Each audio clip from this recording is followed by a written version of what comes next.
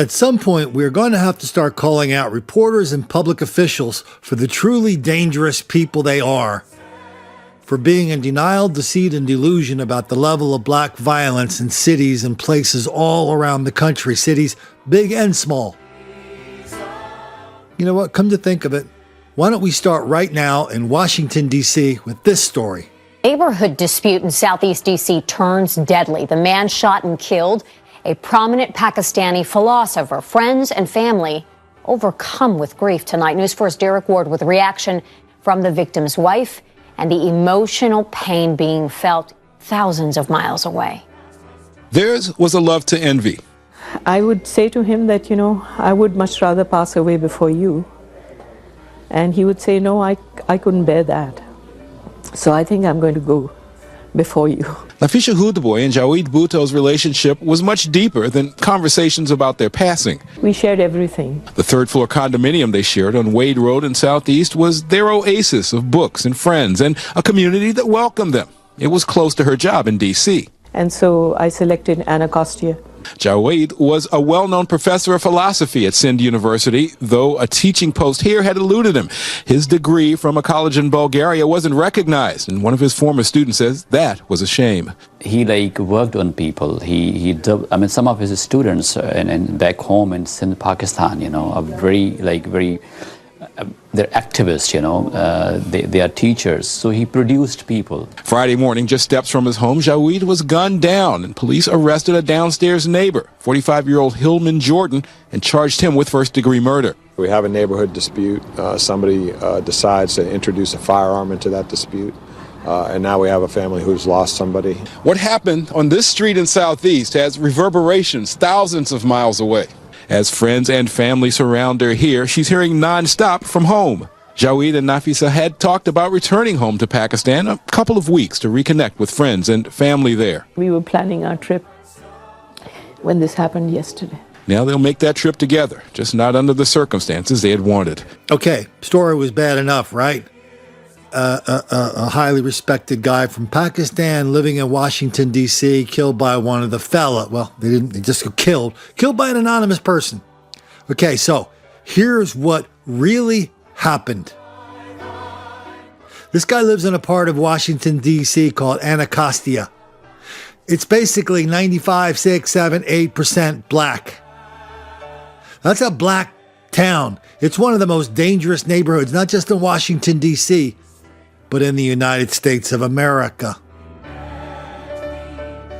And so what happened? What happened during this murder? Well, there was a neighborhood dispute. Wow. Did you notice the moral equivalence? There was a dispute between the killer and the killee. Nobody's to blame. They had a dispute. No, here's what happened. The guy who killed the Pakistani guy, the fellow who killed him, was a low-life criminal, long criminal history, with a history of threatening people in that neighborhood, being a nuisance, causing trouble, and getting in a lot of argy-bargy with this upper middle class mannerism couple. Okay, now we're going to get to the dangerous part. So they mischaracterized the dispute. They mischaracterized the neighborhood. But now we're going to have to go over and talk about the guy himself, this Pakistani philosopher. His name is Jawed Bhutto. And another publication, English language publication for people of Pakistani nationality, describes the situation as the person who killed Mr. Bhutto was a heavy drinker and was often very rowdy and noisy. Criminal cases are against him. He is a convicted criminal. He is recently, and the guy who died recently called the landlord and the cops that this guy was getting too crazy, too out of control, too threatening, too dangerous for him. That's a neighborhood dispute. But now we're going to get to the part where I wouldn't have done this story unless it came to this. This comes from the guy's brother-in-law. The area is infamous because of criminal activity. one of the dead guy's friends, Mushtaq Rajpar, a freelance columnist who lives in Washington, D.C., said, quote, "The area is so dangerous, but Jawad, who was against racism, would always say it is the stereotype agenda against African Americans and opted to live there. This dude, like many dudes before him, went into the most dangerous neighborhood in Washington, D.C. in order to prove a point that the fellas were just like you and me and that he was down with them and they were down with him. Let's all hold hands and make plans." See, in D.C., yeah, that probably is pretty close to the studio. This guy's wife, you heard her say she worked for not Air America or Voice of America or something like that. So yeah, you move into Washington, D.C., move into Southeast. Boy, the houses are cheap there. Rents are cheap. They're cheap for a reason. And this guy put himself and his family at risk, his wife at risk, by going down there to prove a point. And now when people like me and other people come out and say, wait a minute, we got to start telling the truth about this level of black violence and criminality and black hostility towards white people, gay people, straight people, Asian people. We have to start telling the truth about that, because absent the truth, people are going to put themselves in fatal jeopardy like this guy did. Where did he get the idea that you could walk into a neighborhood in Southeast San Diego, unload your U-Haul and set up shop and go around partying with the people? Where did he get that idea? Where? He got it from the reporters and public officials who simply will not connect the dots, who simply won't tell people in Washington and every other damn city in this country what happens when you move into a black neighborhood. How many stories have we done on people that either through intent or ignorance, white people or Asian people have moved into a black neighborhood and never moved out, or when they did move out, they were in the back of an ambulance or in a body bag? A lot. Would they have done that had these reporters and public officials reminded them, like, hey, that's a bad neighborhood. Black people down there really are not into white people or Asian people. They're really not into you, so I wouldn't move down there if I were you.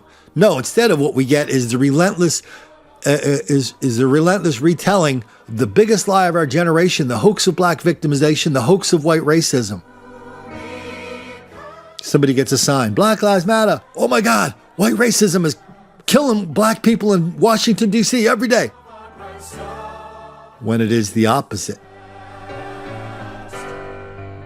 And we did a story, I think it was about a year ago. They had this program in D.C. where they were letting these young felons, teenage felons, including people who are guilty of murder, back on the street, the second chance program, because everybody knows young black people who commit crimes are really the victims, not the predators.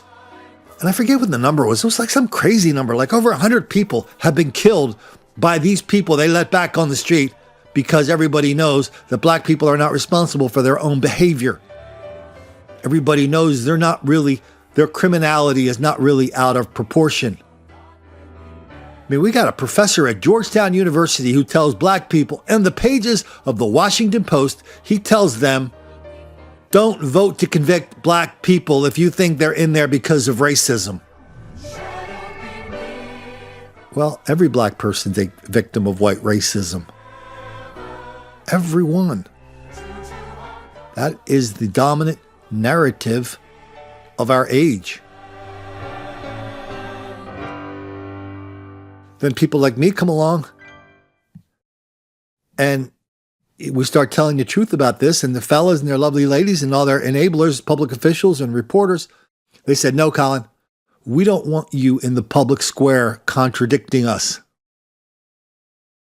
And when I say, well, can't you just drive me out of the public square by shaming me with facts and correct knowledge instead of driving me out of the public square, not because I'm wrong, but because I'm right? Still waiting for somebody to take me up on that invitation. Still waiting. Instead, what we get is articles like this. I think this comes from a magazine called Data and Society. Maybe it's Society and Data. You can look it up with this title. Alternative Influence, Broadcasting the Reactionary Right on YouTube. And here, this article, as if they try to dress this up. They're trying to like blow the lid off the fact that conservatives actually feel like they want to use YouTube to talk to each other and to talk to other people to represent their facts, their point of view, their information. And this is somehow, as we're going to see in a second, this is somehow a cause for a national emergency.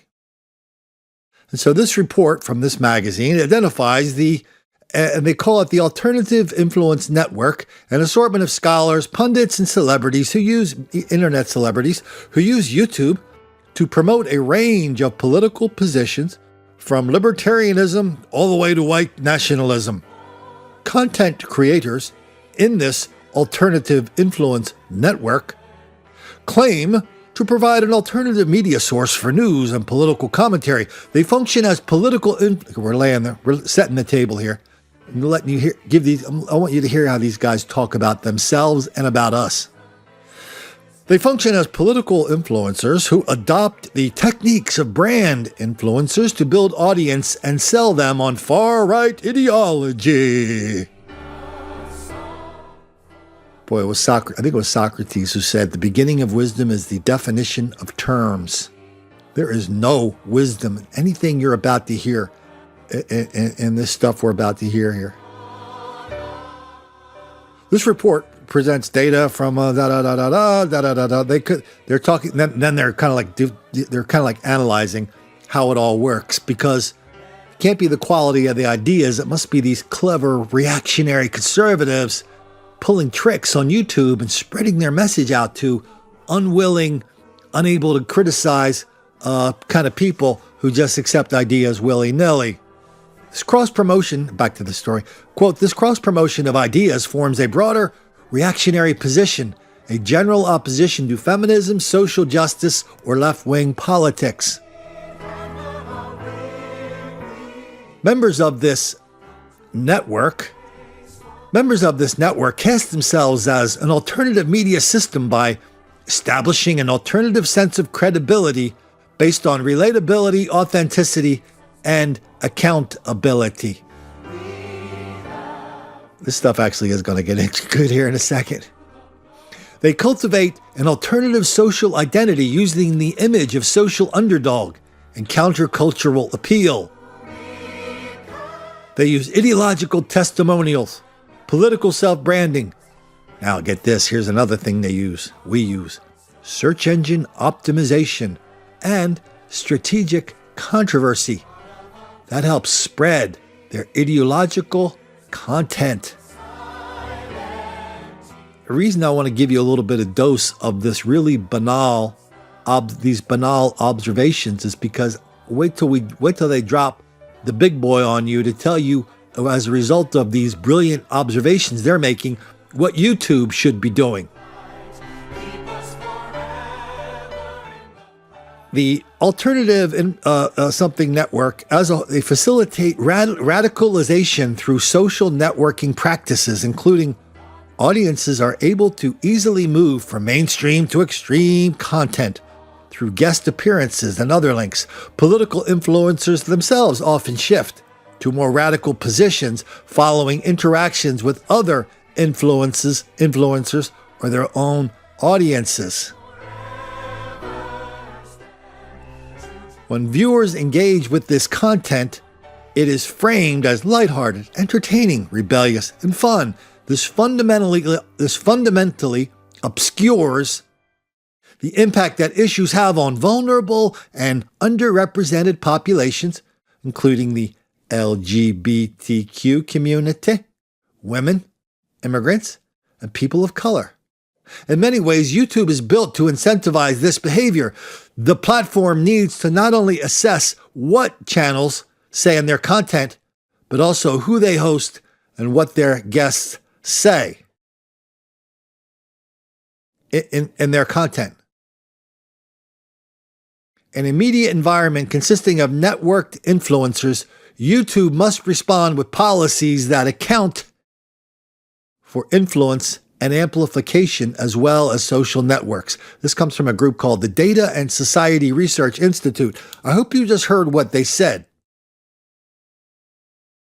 YouTube, this group of people is going, YouTube, we're watching you.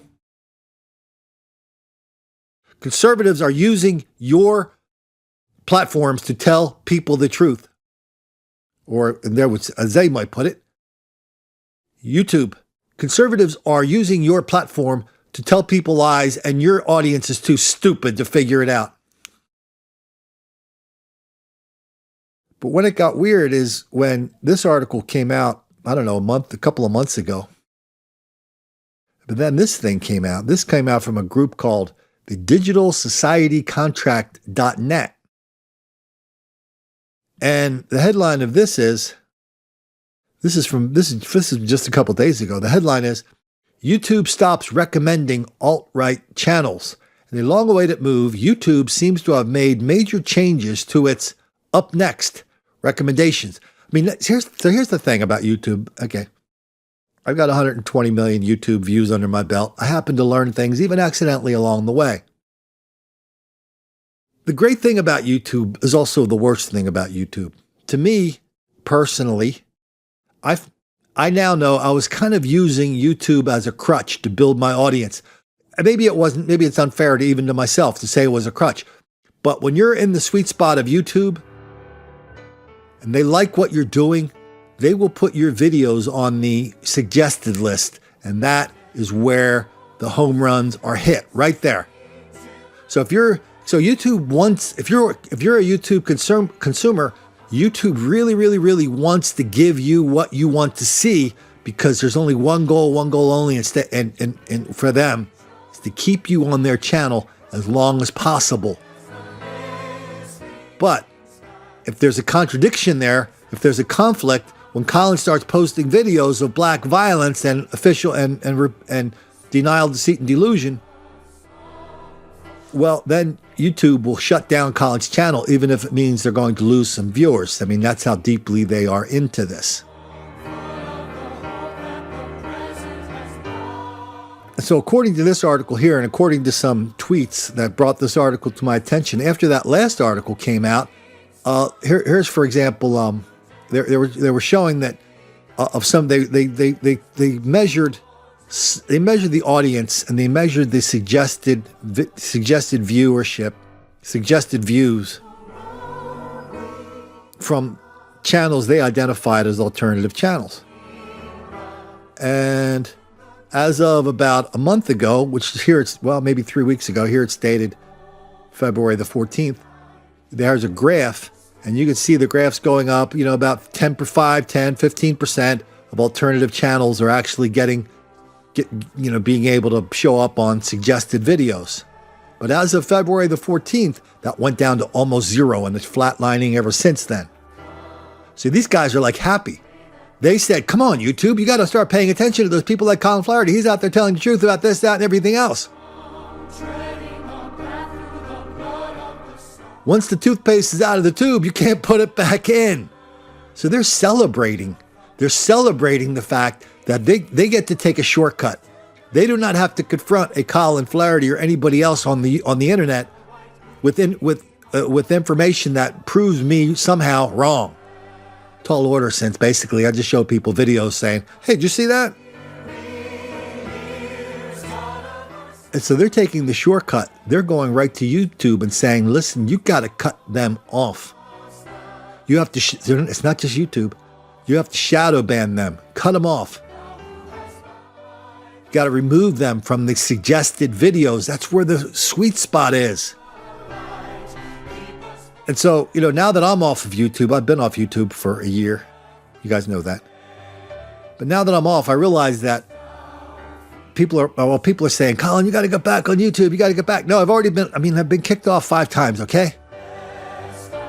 I want to build my audience without YouTube coming in every once in a while and throwing a stink bomb in the room.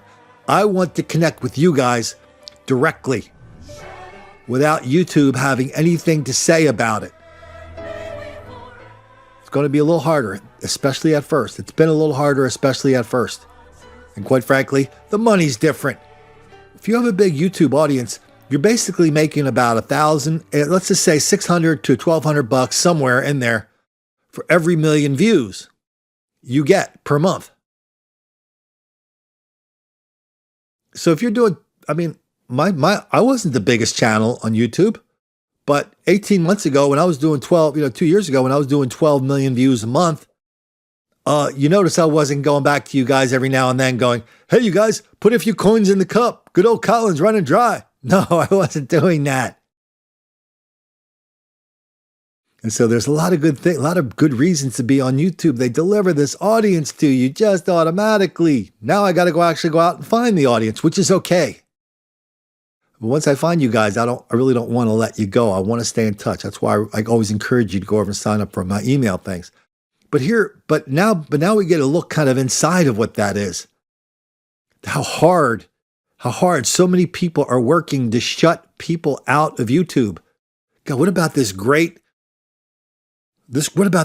intellectual and spiritual revolution everybody thought was going to happen when all these, like as Chairman Mao used to say, let 1,000 flowers bloom. And now all we have is people just constantly shutting making the universe smaller, making it.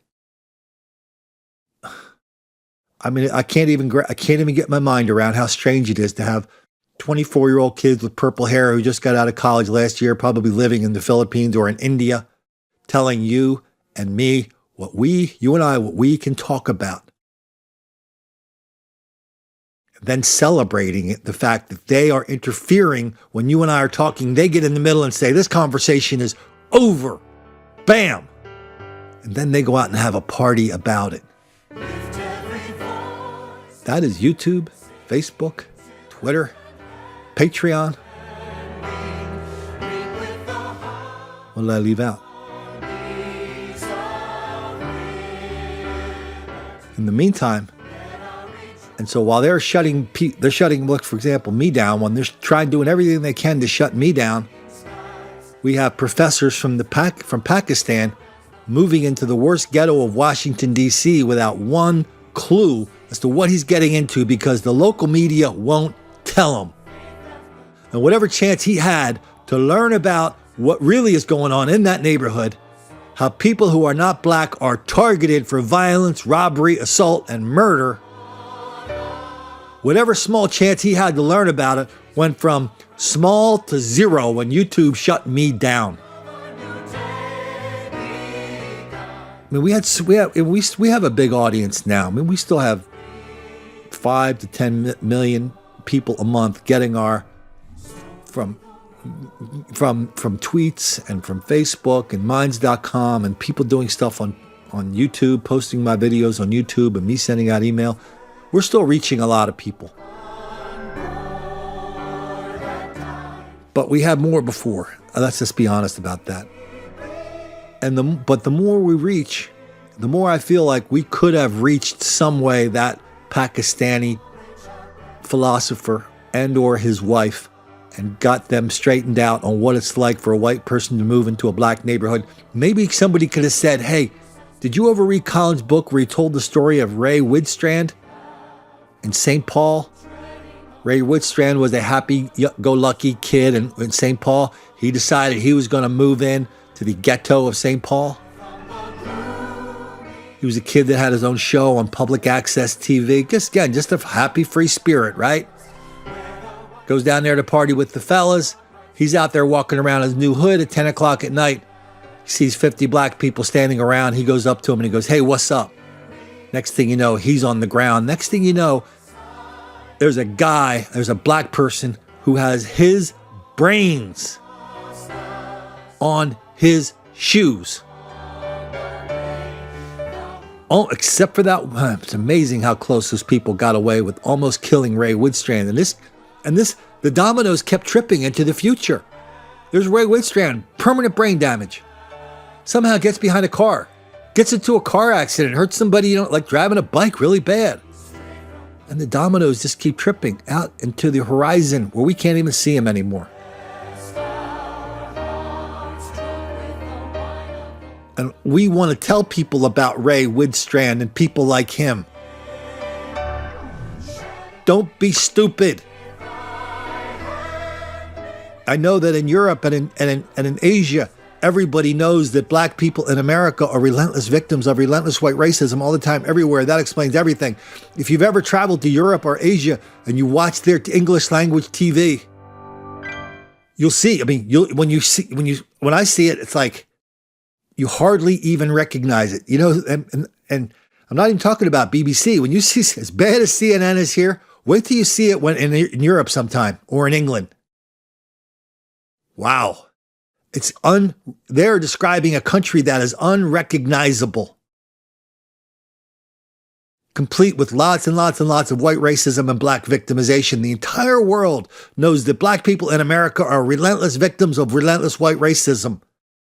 So this guy from Pakistan rolls over here with his wife and they decide, you know what? This isn't about us. We're not in the middle of this civil war that white people are engaging on black people.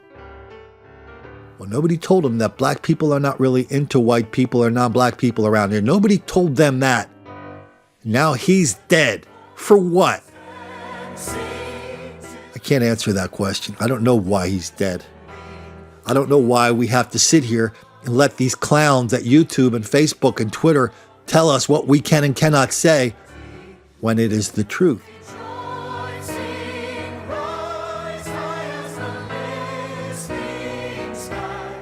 Why don't we head down to Australia just for a minute? I thought there might be some video on this, but there's not. This is a story that came out on March the 3rd, which is probably yesterday from when you're hearing this, 2019. Headline, police investigate Sunshine robberies. Police are investigating a series of robberies, assaults, and armed robbery and criminal damage which occurred in Sunshine. Officers have been told a 35-year-old Braybrook man was walking along Hertford Street at 11:30 when he was set upon by a group of 10 to 15 males. Description to follow. Hold on, because we haven't even gotten started with the crime yet. His pockets were searched and demands made for his wallet before the group were scared off by local residents. He was taken to the hospital suffering minor injuries. Investigators believe the same group entered Kennedy Street and assaulted a 16-year-old Sunshine boy. His friend, a 15-year-old Melton boy, came to his aid, but was also assaulted and lost his keys and his portable phone. Both boys were taken to the hospital with the 16-year-old suffering critical injuries and the 15-year-old suffering serious injuries. And they talk about two more 13-year-old, a boy and a girl. Same deal. Shortly thereafter. The group then attended, that's weird. The group then attended the intersection of Kennedy Street where they used a stick to assault a 14-year-old girl from a place called Corio. She was searched and her mobile phone stolen. This group is just getting warmed up. Police believe the group then damaged a nearby car by throwing a rock through the rear passenger window. The offenders are perceived to be African in appearance, between the ages of 14 and 20 years old. Welcome to Australia, people. Does it sound familiar?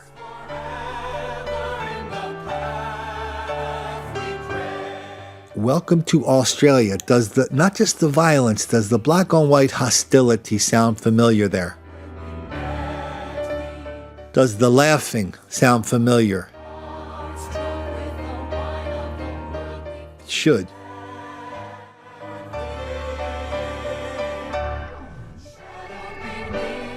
You know, I just got off the phone, and I just got off, not the phone, my a video show out of Ireland, and a couple of the lads from the Dublin area have one of the more popular live stream YouTube Hangouts, Google Hangouts in Ireland, where they talk about immigration, they talk about crime, And so they got a hold of my stuff, and people over there were going, hey, you got to get Colin on your show because, he really does, he exposes this. So over there in Ireland, there are lots and lots of immigrants from Africa, lots of crime, lots of violence, but they're kind of like in ultra denial mode. They're in denial that it's happening. And the people who run the government are very, very aggressive in pointing out anybody who contradicts them or second guesses or who disagrees with their immigration policy. Anybody who does that is a very, very, very bad person. They're really into full-on intimidation over there. That country is changing. Whatever made Ireland, Ireland is changing now. Lots of new immigrants from Africa. Turn on YouTube. It's not hard to find some African chick in front of a microphone talking about how Irish people are racist and they need some more free stuff now.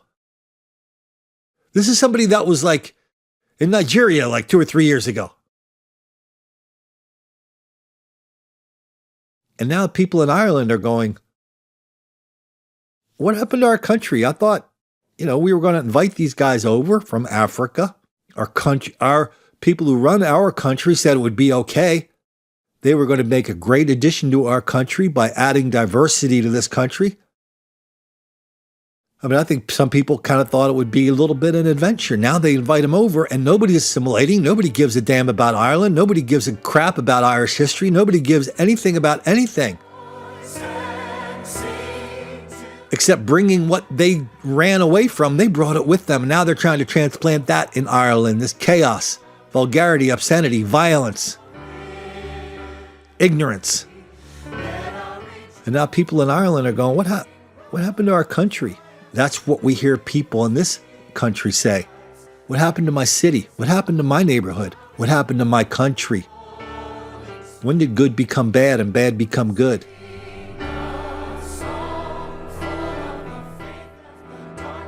And so it's not just an American thing or an Australian thing, an Irish thing. People around the world are going, I don't really get this whole diversity business anymore. Okay, I know. I've been hearing for a long time. Diversity, it works. It's good. It's really fantastic for us.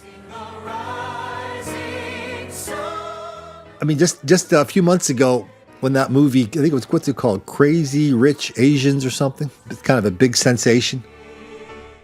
And everybody was playing what Ilana Mercer doesn't like us to call identity politics with it. And the Asian actresses and Americans of Asian descent actresses were just totally excited that there was a movie with Asians in it, as if that doesn't exist anywhere on this planet. It's like, what? You've never seen movies from China, never seen movies from Taiwan or Korea or Japan. There is no shortage of Asian actresses in Asian movies. They happen to be in Asia. I'm not the first one to say this, and I hate to even say it because it's so obvious.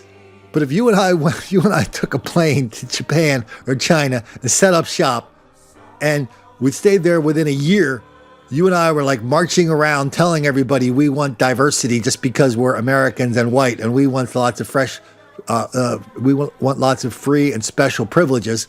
What would they say? Yes, Mr. Flaherty.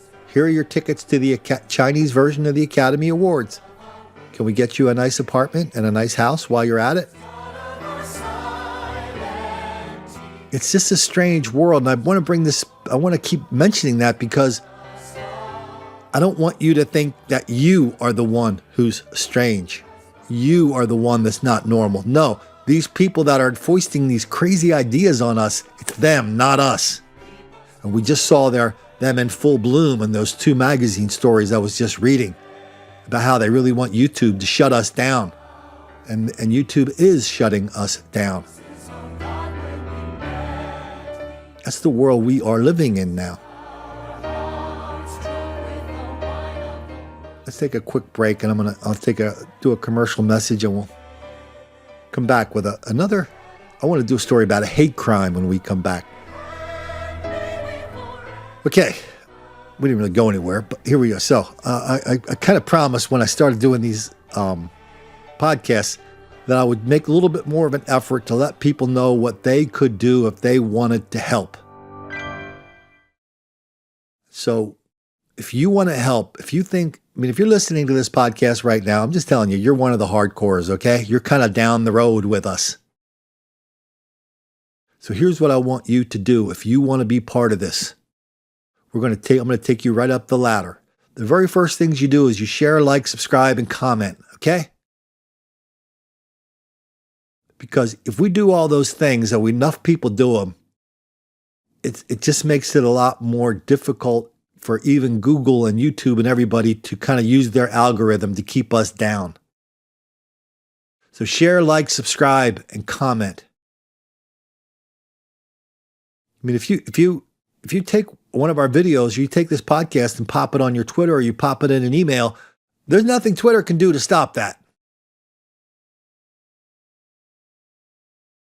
The next level after that, you guys are doing a great job on this, is keep sending me stories.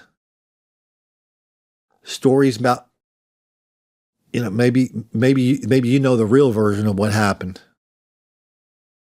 We're going to run into a couple more of those here in a minute.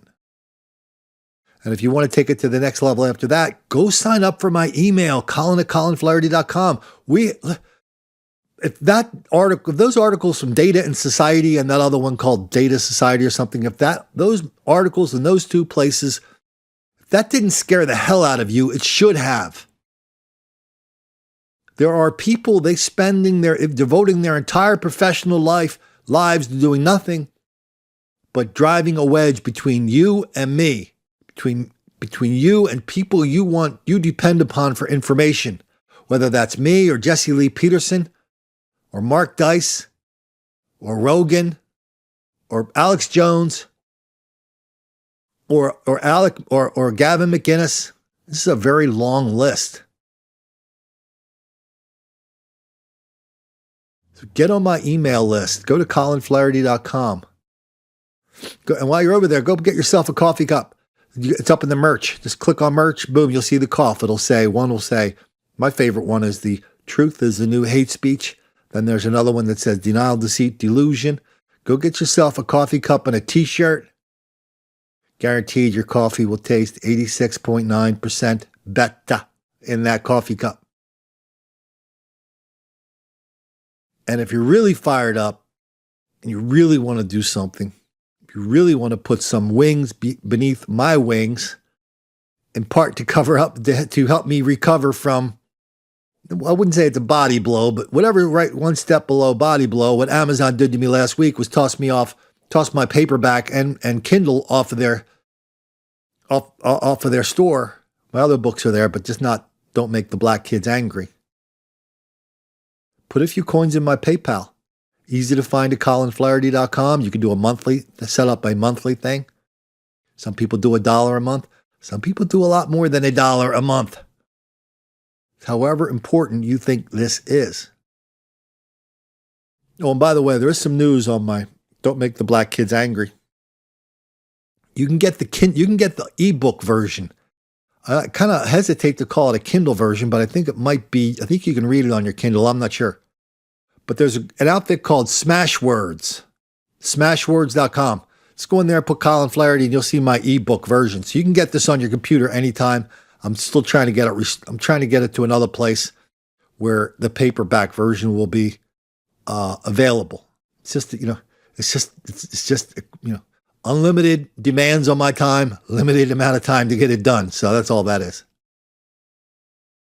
So anyway, I'm really grateful to get a chance to know a lot of you guys while we do this, to work with you while we're doing this. Jared Taylor, and I think the guy's name is Paul Kersey. I think that's a pseudonym. They were doing a podcast the other day, and so I think John Derbyshire was doing the same thing, kind of one. And Jared Taylor, whom I respect and like immensely, I don't know if he thought he was like ripping the cover off what I do, but it's something I've talked about here a lot. He said, Colin, people don't know this, Colin's just an aggregator. And there's a lot of truth to that, because I say that at the same time. I'm just the guy who sits here and says, this is happening. Every once in a while, I connect some dots. Every once in a while, I'll say, no, this reporter said that's happening, but this is happening. And I expose this vast gulf between these two things.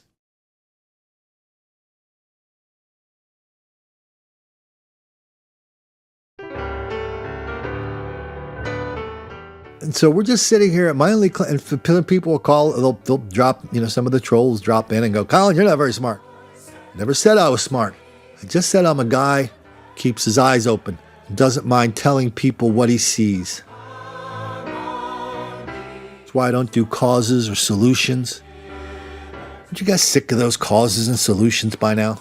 Colin, would you take a minute to read my 970-page plan for urban redevelopment? And it's only been tried 970 million times, but I really think I got it down this time. Doesn't anybody ever get sick of hearing that? I do. I got sick of it a long time ago.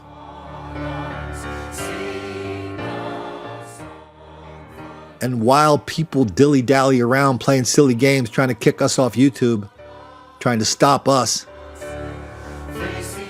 giving false and terrible and misleading and dangerous information like that Pakistani doctor, stuff just keeps happening over and over and over. Last night in Chicago, 6 people got shot. That breaking news on Chicago's far south side. 6 people have been shot at a club. Courtney Guzman is live at the scene this morning in the South Shore neighborhood with the very latest. Courtney? Yeah, so we know 6 people were shot inside of this private club across the street from me right here at 2911 East 79th Street. That's essentially 79th and Exchange. And just moments ago, we had a young lady pull up. She knocked on the door and she was demanding her car keys. And then there was a verbal altercation between her, another woman, and another man. And everyone has since broken up. But this all happened about 3:45 this morning. The blacked out door on the left, that's where the private club is. That's where police have been focusing their investigation. We got one detail to follow. The motorcycle club over there. It says 2911 East 79th Street. Well, Christine, we got a lot of people running out of the club right now. So that was police scanner. Just minutes after the shooting, it reveals that a motorcycle club was gathering here at the time of the shooting. The 6 victims range in age from 24 to 31, most self-transported to area hospitals. Now, 2 of those victims were women. There was an array of clothing seen laying on the ground outside. Police say a 24-year-old woman was shot in the leg, 26-year-old man grazed in the chest and shot in the rear, both taken to the University of Chicago Medical Center where they have been stabilized.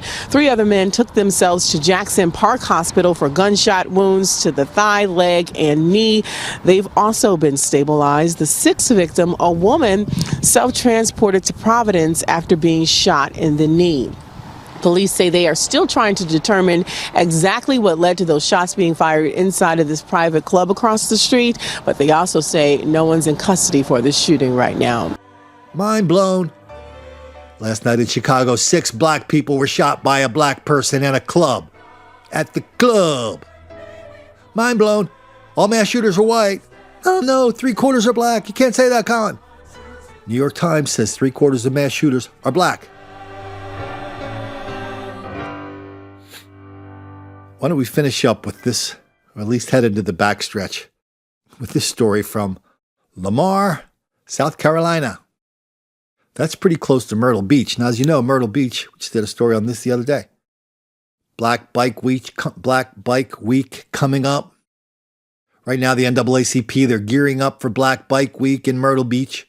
They have a hotline they keep open. They want to make sure all the restaurants stay open. Nobody leaves town for Black Bike Week. They're trying to force the city to have the exact same amount of cops for Black Bike Week as they do for Harley Week a couple of weeks before that.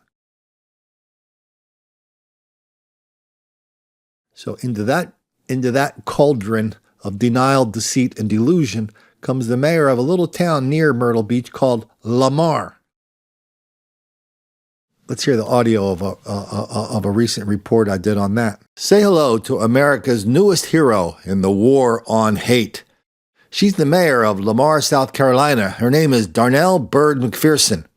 She and her husband discovered she was in the middle of this never-ending battle just a week or so ago down in Lamar, South Carolina, when they came out to their car one evening and they noticed that, quote, the cars looked like someone had spray painted on both of their vehicles, which were parked in their front yard. As an aside, said the mayor, During the 70s, crosses were burned in the yard of our home when my mother was involved with the civil rights movement. On this very same corner, in this very same front yard, we are grateful the person or persons did not try to take our lives. But the culprits will be identified and prosecuted. Love conquers hate, and my husband and I refuse to be intimidated by those who perpetrated this act of vandalism, which I classify as an act of hatred. Then she went on to talk about how there's all these different bills in the South Carolina legislature that is going to stop this crazy amount of hate that is absolutely sweeping over the entire county of Darlington, city of Lamar, the South, the country, the hemisphere, the world, and the universe. Oh, this just in. Sorry. That stuff that was on the mayor's car, yeah, it wasn't paint. It wasn't a hate message. It was just a bunch of pollen. Please, sir. I want some more. Because in that area, pollen is a thing. Pollen is yellow stuff from the flowers on the trees that are blooming. It's the green stuff that's on my pickup truck and makes me sneeze. Pollen is about as aggravating as the gnats are around here. Not to worry, Mayor. The Black Bike Week is coming to your part of the world real soon. You'll have lots of more examples to produce some hate crimes and talk about hate crimes and file lawsuits about the hate crimes and expose this relentless level of white racism and black victimization. Think about the level of delusion you have to have. Pure delusion, pure envy, pure greed to find out, to expose this white racism. Think about the level of greed you have to uncover this white racism that doesn't exist in order to make up a story like that. And basically the pollen capital of the world. Think about the level of delusion you have to be yearning for, capable of, when the second you go into your car, you see some pollen on your car, the first thing you think of is that a bunch of white people are targeting you, and you, because you're the mayor, a mayor nobody ever heard of, never did anything, nobody cares about, but you're convinced the entire world is looking at you because you know what? You're the first black mayor in the world. And you know that you represent a threat to all the white people in the world. So you look at pollen on your car and you imagine that it's actually white people who are vandalizing your car because they don't like you and you're the universal massive threat you represent to the white races of the planet, which is basically every white person on the planet. How sick do you have to be? Next question, how common is that? Next question, how many people are eager to believe it? Next question. Do you remember Jussie Smollett? We already know the answer to that. Everybody believed it. Scott Harvey. The smiling Scott Harvey. Looking into the camera, telling his brother, Jussie, we're with you, Jussie. No matter what you want to do as a black man, I'm with you. Not one person looked at it and said, oh, that looks a little sketchy to me. I think, it doesn't really sound right. Not one politician, not one black senator, congressman, Hollywood star. Everybody took the bait, hook, line, and sinker. Everybody is desperate to get stories about white racism that aren't true. And then we turn back to we come back to our buddy, the Pakistani doctor again, who's dead. And everybody's equally desperate to tell him stories that are not true. No, there's no such thing as black hostility to non-black people. Colin is making that up. You'll be fine in Anacostia. We want you to go down there and help break up the stereotypes of black violence against non-black people in their neighborhoods. You know what? You're a philosopher. You're a lot smarter than everybody else on the planet. You can do that. And if you're lucky, and if you really demonstrate that you're a real genius, we're going to hook you up with the mayor of Lamar, South Carolina. She's the best and brightest that we have. She's so smart, She looks at bee droppings and she can tell that's the result of white racism.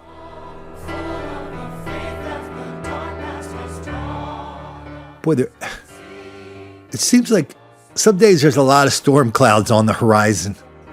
A lot. Today seems like one of those days. So that means no matter what they do to try and stop us, as we saw in those 2 magazine articles we talked about earlier, that's a decision you're going to have to make and I'm going to have to make. What are we going to do? Are we just going to fold it in and go, oh man, we're victims and we can't do anything against those people. They're too much, Colin. No, Colin, you're going to have to quit and just spend the rest of your life bitching about what you could have done. No, I don't play that game that way. You know, I was thinking earlier today that, this isn't the first time. We've had kind of a brief period of where freedom of expression kind of flourishes in the Western world. It didn't flourish in Russia or China, other places, but here it kind of flourished. Some people liked it, some people didn't. But it's always been, there's always been people that are kind of like trying to squash down on freedom of expression. But then there's always been ways to get around it. Before there electronically, how did people do it? They used poetry. They use fiction. There's a song in Ireland. It's called 4 Green Fields. And it's a song about liberating Northern Ireland from the British. But it doesn't say, hey, let's go kill some British people. No, it says 4 green fields. Each one was a jewel. Strangers came and tried to take them away. By the way, I'm not an Irish nationalist or anything. I'm a full-blooded American. But that was a protest song that they had to disguise so they wouldn't all get thrown in jail and get in trouble. So we have so many options to get our message out, to talk to each other, to expose the greatest lie of our generation. And we're going to keep doing that right here, you and I together. We're not going to wait. We're not going to wait for anybody at any network to figure it out. We're not going to wait. I don't want you to wait for 1 million people to be standing behind you before you decide to do something. That's not the way change works. We all decide what we can do. So when the question is, what should I do? The answer is, do what you can. Even if that does make a few black kids angry. Talk to you next time.